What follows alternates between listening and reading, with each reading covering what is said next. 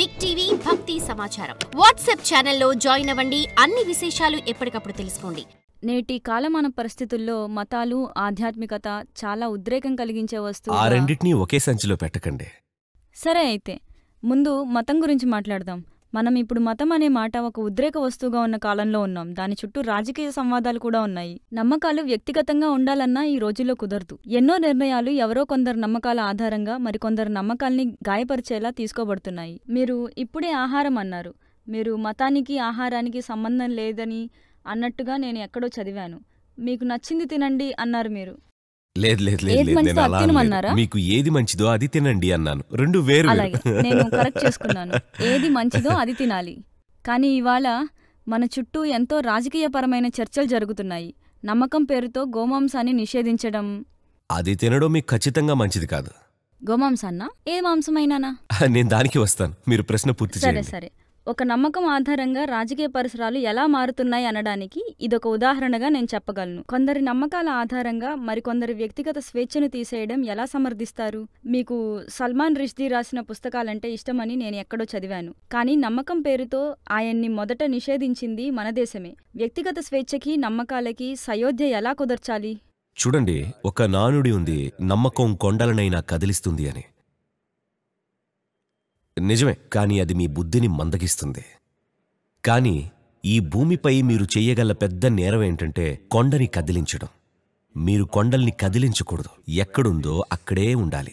అది ఎక్కడ్నుంచో రాలేదు, అక్కడే పెరిగింది. రకరకాల శక్తులు ఒక్కొక్క తీరుగా పనిచేస్తే అది పుట్టింది. ఎంతో అద్భుతమైన ప్రక్రియ జరిగితేనే కొండగా మారింది. మీరు ఆ కొండని కదిలించకూడదు. కానీ బుద్ధిమాంద్యం కలిగిన వాళ్ళు ఎప్పుడూ అదే చేయాలనుకుంటారు. అదొక్కటే కాకుండా మనం నమ్మకం అన్నప్పుడు అది అరువు తెచ్చుకున్న సంస్కృతే. మన సంస్కృతిలో నమ్మకాలనేవి లేవు. మీరొక 1000 ఏళ్లు వెనక్కి వెళ్ళి చూడాలి. మనం ఆక్రమణకి గురికాకముందు సంగతి చెప్తున్నాను నేను. ఇక్కడ మనకి ఎప్పుడూ ఇదే చెప్పారు, నీ జీవితం నీ కర్మే అని. కర్మ అంటే చర్య. ఎవరిది? మీది. మనం ఇప్పుడు ఏం చెప్తున్నాం అంటే మీ జీవితం పూర్తిగా మీరు చేసుకునేదే అని. పైన ఎవ్వరూ కూర్చొని దీన్ని నడిపించట్లేదు, అంతా మీరు చేసేదే. కానీ మీరు చేసే ప్రతి చర్యకు, అది శారీరక, మానసిక, భావోద్వేగ, మరొకటి ఏ చర్యని తీసుకున్నా ఖచ్చితంగా ఒక పర్యవసానం ఉంటుంది. దానికి మీరు సిద్ధంగా ఉంటే ఏదైనా చేయండి. కానీ పర్యవసానం గురించి చింతిస్తుంటే మీ చర్యలని ఇప్పుడే నియంత్రించుకోండి. దీన్ని ఆధారంగా చేసుకుని మీరు ఆహారం గురించి మాట్లాడుతున్నారు. ఆహారం తీసుకునే ప్రక్రియకి ఈ దేశంలో చాలా ఎక్కువ ప్రాధాన్యం ఇచ్చారు. దాన్ని గనుక తిరిగి తీసుకురాగలిగితే ఈ ప్రపంచమంతా ఎంతో ఆరోగ్యంగా ఉంటుంది తెలుసా. ఇక్కడ మనం రకరకాల వ్యక్తుల్ని గుర్తించాం. ఏం తినాలి? మీరు శ్రమతో కూడిన పనులు చేస్తే ఏం తినాలి? వర్తకం చేస్తుంటే ఏం తినాలి? ఆధ్యాత్మిక ప్రక్రియలో ఉంటే ఏం తినాలి? విద్యార్థులైతే ఏం తినాలి? ఇలా ఎందుకంటే ప్రతి వ్యక్తికి వేరువేరు శరీర ఆకృతులు అవసరం అవుతుంది. మీరు 100 మీటర్ల రేసులో మిస్టర్ బోల్ట్ పక్కన పరిగెత్తాలనుకోండి, ఎలాంటి ఆహారం తీసుకోవాలి? మీరు ఢిల్లీలో పనిచేస్తుంటే ఎలాంటి ఆహారం తీసుకోవాలి? మీరు ఒక ప్రత్యేకమైన ఆలోచన చేయాలంటే ఎలాంటి ఆహారం తినాలి? వీటన్నిటికీ మన దగ్గర ప్రిస్క్రిప్షన్స్ ఉన్నాయి. ఇప్పుడు ఆహారం విషయానికి వస్తే దాని అర్థం ఏంటంటే మనం వేరే జీవాన్ని తీసుకుంటున్నాం. అది ఏమైనా సరే, అది మొక్కలు, జంతువులు, ఏదైనా సరే. మీరు మరో జీవాన్ని తీసుకొని మీలో ఇముడ్చుకొని దాన్ని మీ జీవంగా చేసుకోవాలి. అదే కదా విషయం. మీ ప్రాణం ఏంటి, దాని ప్రాణం ఏంటి అని విడివిడిగా చూస్తే ఈ సృష్టిలోని జీవం అంతా భూమి నుండే పుట్టుకొస్తుంది. ఈ శరీరము అదే మట్టి, ఈ శరీరము అదే మట్టి. అక్కడ వానపావు ఉంటే అదే మట్టి. కానీ చూడండి, ఇదెలా అయిందో, అదెలా అయిందో, ఇంకొకటి ఎలా అయిందో. నేను మీకొక అరటిపండు ఇష్టమేనా? మామిడి పండు. I know. You're ruling the state right now. ఇప్పుడు మీరొక మామిడి పండు తింటే ఆ పండు మీలో చేరి ఒక స్త్రీగా మారుతుంది. నేనొక మామిడి పండు తింటే ఆ పండే నాలో చేరి ఒక పురుషుడిగా మారుతుంది. ఒక ఆవు తింటే ఆ పండే ఒక ఆవుగా మారుతుంది. అలా ఎందుకు జరుగుతుంది? ఎందుకంటే మీలో ఉన్న ఒక సమాచారం లేదా ఒక సాఫ్ట్వేర్ అనుకోండి, మీరు ఏం తిన్నా అది స్త్రీగా మారుతుంది. నేను తింటే పురుషుడిగా అవుతుంది, ఒక ఆవు తింటే ఆవులా అవుతుంది. కాబట్టి ప్రతి జీవి తన జీవనాన్ని తనలో ఇమిడి ఉన్న ఒక సమాచారాన్ని ఆధారంగా చేసుకొని గడుపుతుంది. ఆధునిక పదజాలంలో దాన్ని సాఫ్ట్వేర్ అందాం. There is a certain software which is an arrangement of information. ఇప్పుడు ఉద్దేశం ఏంటంటే ఎంత సులువైన సాఫ్ట్వేర్ వీలైతే అంత సులువైనది తినటం.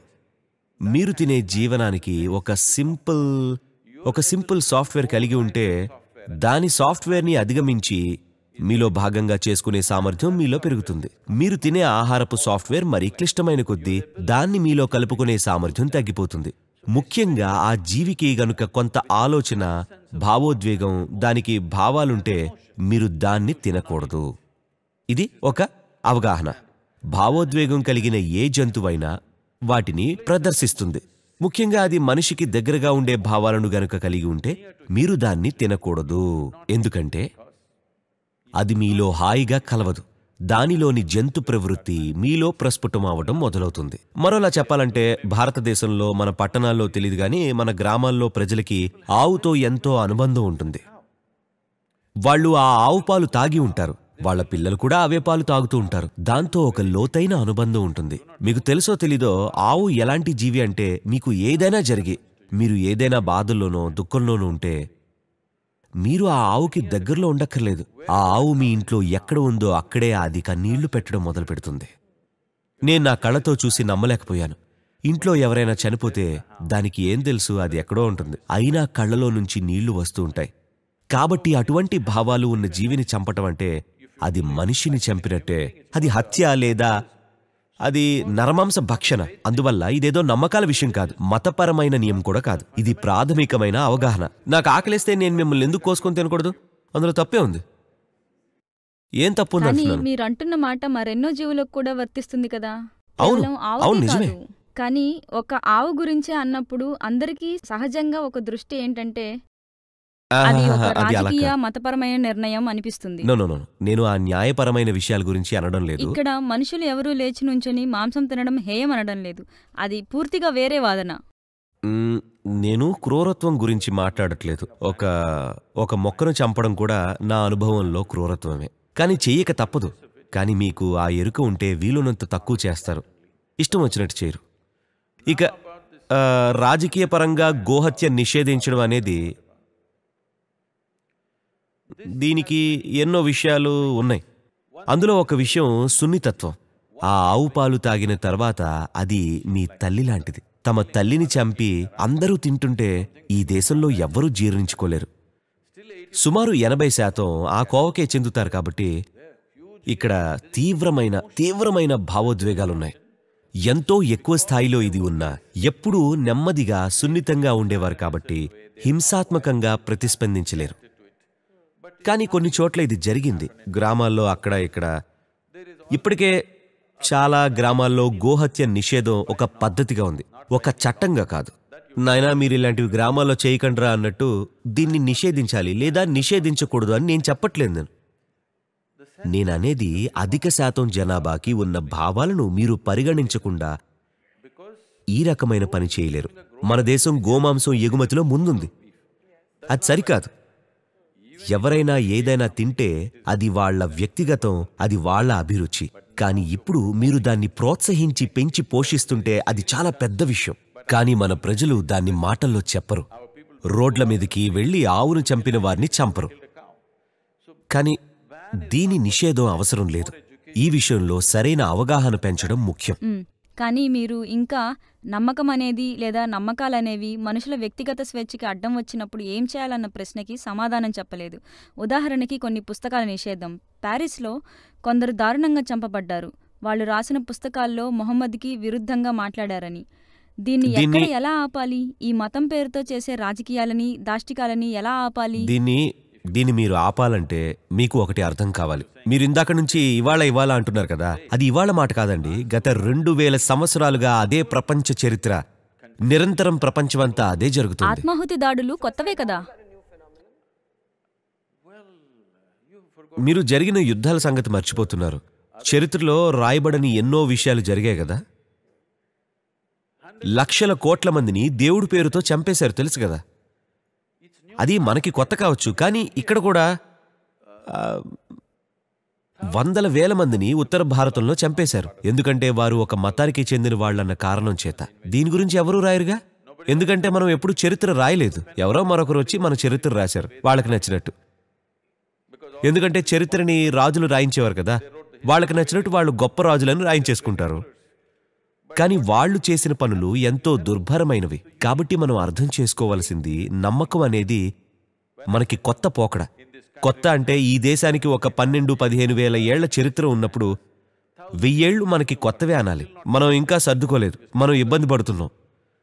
కానీ మనలో మనం ఇబ్బంది పడుతున్నాం, కానీ వీధులకి ఎక్కడం లేదు. అది మన లక్షణం కాదు. ఎందుకంటే ఇక్కడ మన లోపల వేళ్ళూనుకుపోయింది ఏంటంటే, మీరు ఏం చేసినా దానికి పర్యావసానం ఉంటుంది.